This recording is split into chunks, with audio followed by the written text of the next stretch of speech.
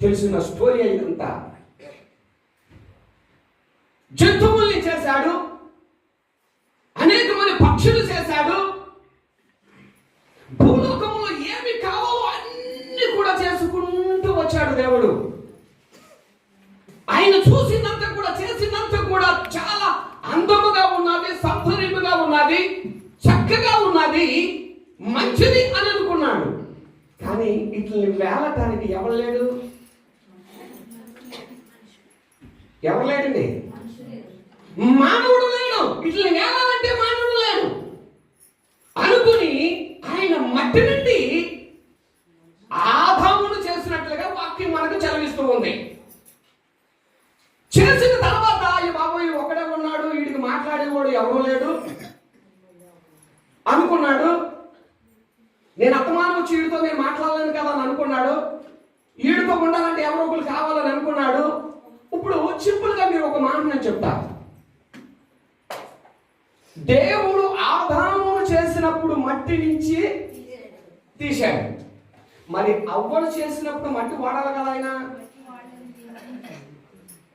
ఎందుకు వాడలేదని నన్ను అడిగితే నేను దానికి సమాధానం ఏం చెప్పను? నువ్వు అడిగిన ప్రశ్నకి దానికి అర్థం ఉంటుందా? నువ్వు అడిగిన ప్రశ్నకి నాకేమో అర్థం ఉంటుందా? సృష్టికర్త అయినా ఆయన ఏమైనా చేయగలడు.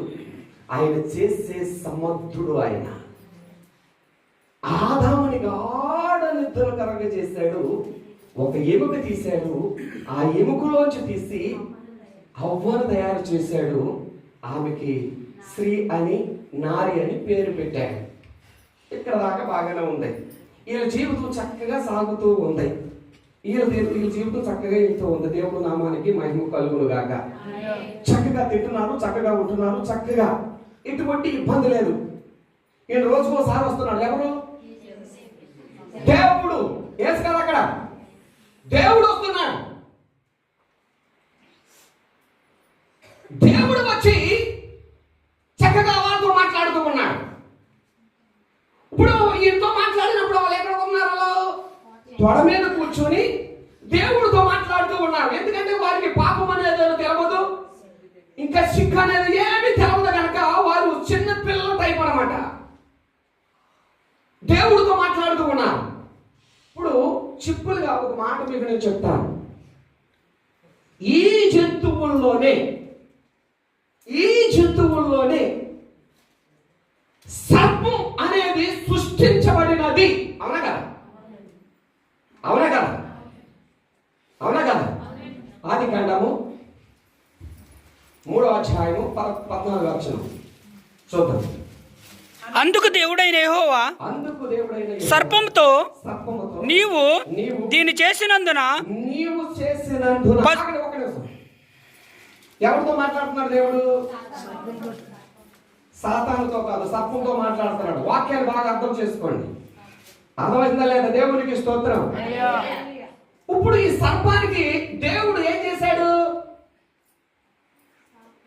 నోరిచ్చాడు. నోరిచ్చాడా లేదా? నోరిచ్చాడా లేదా? ఆదికాండము 3వ అధ్యాయం 1వ వచనం చదవండి.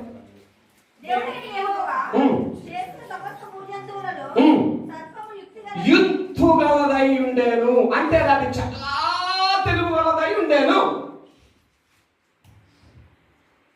ఇప్పుడు సర్పము మాట్లాడుతూ ఉంది. సర్పానికి నోరుంది. సర్పము నీకు లేక నాకు లేకనే చక్కగా మాట్లాడుతూ ఉంది. మంచి చెడ్డ మాట్లాడుతూ ఉంది. నోరు ఉంది కనుక అది ఏమని మాట్లాడుతుందో తెలుసా? ఎవరితో మాట్లాడుతుందో తెలుసా? అవ్వతో మాట్లాడుతూ ఉంది. ఇదిగో దేవుడు ఈ అన్ని ఫలాలు తినమంటున్నాడు, కానీ ఆ వృక్ష ఫలమే ఎందుకు తినొద్దు అంటున్నాడు? ఆలోచించారా? కారణం ఇప్పుడు అవ్వకి ఆ ఆలోచన లేదు, కానీ ఆ ఆలోచన రప్పించింది ఎవరు? నిన్న చక్కగా ఒక మాట నవ్వొచ్చింది నాకు. సెక్రటరీ గారు, నేను, విజయ్ అలాగే సంతోష్ మాట్లాడుకుంటా ఉంటే ఒక మాట మాట్లాడదారని అన్నాను. వాళ్ళు ఏమన్నారంటే టక్క ఇదే అన్నారు. వాళ్ళ లేదు మీరు మాట్లాడాలంటే టక్కని వాళ్ళ హృదయంలో వెళ్ళిపోతుంది. మీరు ఏదైతే మాటలు అవకాశం ఇచ్చేసినట్లుగా అయిపోతుంది. ఇప్పుడు ఎప్పుడైతే ఆ పండును తినొద్దు అని అన్నారు, ఎప్పుడైతే ఆ పండును తినవద్దు అని ఎప్పుడైతే దేవుడు నీకు చెప్పాడో అది అసలు ఉత్తు మాట అని ఎప్పుడైతే ఆదాం అవ్వతో మాట్లాడిందో ఆమెకి ఆలోచన వచ్చేసింది. ఇప్పుడు ఒక్క విషయం సృష్టికర్తకి తెలవదంటారు. ఇది ఇలాగ జరుగుతాది అని ఆయనకి తెలవదా? ఇలాగ జరగపోతాది అని ఆయనకి తెలవదా? మాట్లాడలేదమ్మా, తెలుసు కదా. సమస్తం ఆయన చేతుల కింద ఉంది, సమస్తం కూడా ఆయన జరిపించగలవాడు. ఆయన జరగకపోకుండా ఏది జరగదు, ఆయన లేకపోకుండా ఏది కలిగి లేదు అని వాక్యం చలవిస్తూ ఉంది. ఇప్పుడు ఇలా జరుగుతుందని ఆయనకి తెలిసి అప్పుడే మొట్టలోనే దాన్ని మాట్లాడకుండా నోరు మూసేయవచ్చు కదా. ఎవరు నోరు?